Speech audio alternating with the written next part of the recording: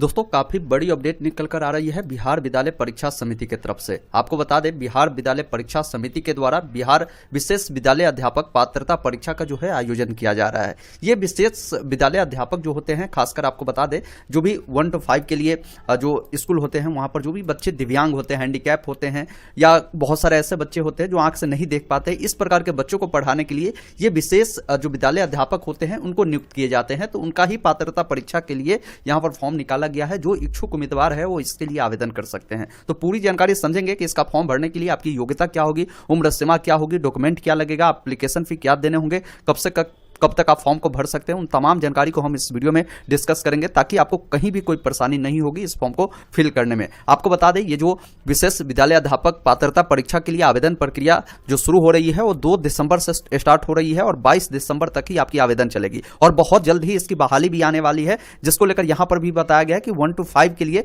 करीब जो है 5534 पदों पर विशेष अध्यापकों की बहाली होनी है। उसके अलावा 6 to 8 के लिए हम बात करें तो ये 1745 पद इसके लिए ऑलरेडी सृजित है। तो बहुत जल्द आपको ये बहाली देखने को मिलेगा। जैसे ही ये पात्रता परीक्षा हो सके संपन्न करा लिया जाए, फिर इस प्रकार की बहाली के लिए आपको हो सकता है ऑनलाइन आवेदन भी कराया जा सके।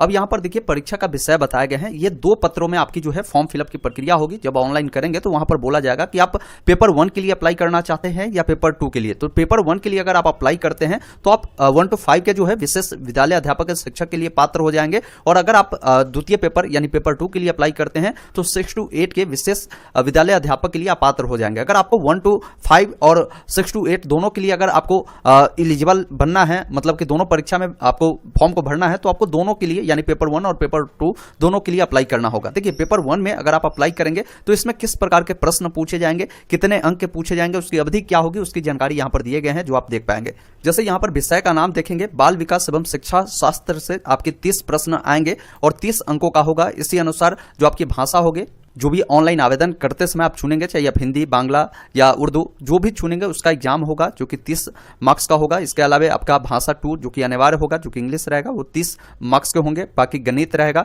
वो 30 प्रश्न 30 मार्क्स के होंगे। पर्यावरण अध्ययन से होंगे, ये 30 प्रश्न होंगे, 30 अंकों का होगा। कुल मिलाकर 150 प्रश्न होंगे, 150 अंकों का होगा और 150 मिनट आपको इसमें समय दिया जाएगा। ये पेपर 1 के लिए है। यहां पर पेपर 2 की जानकारी आपको दिए गए हैं, ये भी आपको 150 का ही होगा और 150 प्रश्न इसमें पूछे जाएंगे और 150 मिनट आपको इसमें दिए गए हैं। बाकी यहाँ पर पूरी जानकारी एक बार देख लीजिएगा। परीक्षा का जो पैटर्न है किस प्रकार होगा वो बताए गए हैं। देखिए पैटर्न की बात करें तो इसमें बहुविकल्पीय प्रश्न होंगे, कई सारे आपको ऑप्शन आपको मिलेंगे, उसमें से एक आंसर जो सही होगा उससे गोला करना होगा। इसमें कोई निगेटिव मार्किंग नहीं होगा, ये बताया गया है। अवधि बताया गया कि 150 मिनट का होगा, यानी 2.5 घंटे का आपकी समय आपकी रखी जाएगी और एग्जाम जो आपकी होगी वो CBT माध्यम से होगा, यानी कंप्यूटर बेस्ड आपकी एग्जाम होने वाली है। अब बात करें जैसे पेपर 1 का जो सिलेबस है, अगर डाउनलोड करना चाहते हैं तो इनके वेबसाइट जो ये दिए गए हैं इस पर आपको उपलब्ध करा दी जाएगी, जहां से आप आसानी से डाउनलोड कर सकते हैं। इसके लिए आपकी जो है अर्हता क्या रखी गई है, तो बताया गया है कि आवेदक जो होंगे भारत के निवासी होने चाहिए। आप किसी भी राज्य से है तो आप इसके लिए अप्लाई कर सकते हैं अगर आप इसकी योग्यता की फुलफिल करते हैं। तो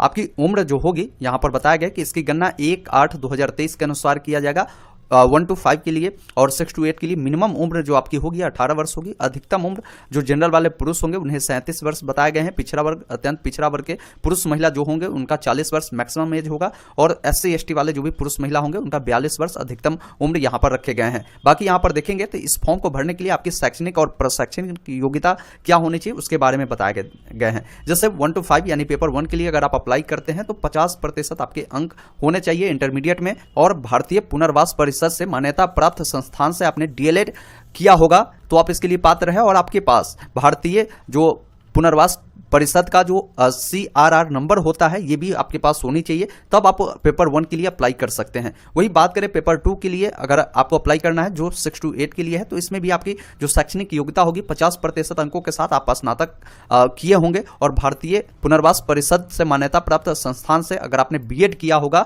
और उसके बाद आपके पास CRR नंबर होगा तभी आप इसके लिए अप्लाई कर सकते हैं। इसके अलावा भी अन्य भी योग्यता दिए गए हैं, अगर इसको पूर्ति नहीं करते हैं, नीचे वाले योग्यता को भी अगर आप पूर्ति करते हैं तो आप इसके लिए अप्लाई कर सकते हैं। अब बात करें इसके लिए ऑनलाइन अप्लाई करेंगे तो आपको जो शुल्क है वो क्या देना होगा। और एक बात और, ये जो प्रमाण पत्र है, मतलब कि इस जो पात्रता परीक्षा में आप पार्टिसिपेट करेंगे तो इसका जो सर्टिफिकेट की वैधता होगी ये लाइफ टाइम होगी। कभी भी किसी भी प्रकार की अगर स्पेशल टीचर की बहाली आती है तो उसमें आप अप्लाई कर सकते हैं। आपके पास ये पात्रता परीक्षा अगर आप पास किए रहेंगे तो आप जरूर अप्लाई करिए अगर आप योग्यता की पूर्ति करते हैं। तो देखिए, अगर आप पेपर 1 के लिए अप्लाई करते हैं तो आपको बताए गए हैं कि अगर आप जनरल से होंगे या ईडब्ल्यूएस से होंगे या ओबीसी वाले होंगे तो आपको यहाँ पर 960 रुपये देने होंगे, चाहे आप पेपर 1 या पेपर 2 कोई एक पेपर को अगर आप चुनते हैं और उसके लिए अप्लाई करते हैं तो इतना चार्ज है। यही अगर आप पेपर 1 पेपर 2 दोनों के लिए अप्लाई करते हैं तो 1440 रुपये देने होंगे इन कैटेगरी के लिए। SC ST वाले, दिव्यांग वाले जो कैंडिडेट होंगे, एक पेपर के लिए अप्लाई करेंगे, चाहे पेपर 1 चाहे पेपर 2, तो आपको यहाँ पर 760 रुपये देने होंगे। अगर दोनों पेपर के लिए आप अप्लाई करते हैं तो 1140 रुपये आपको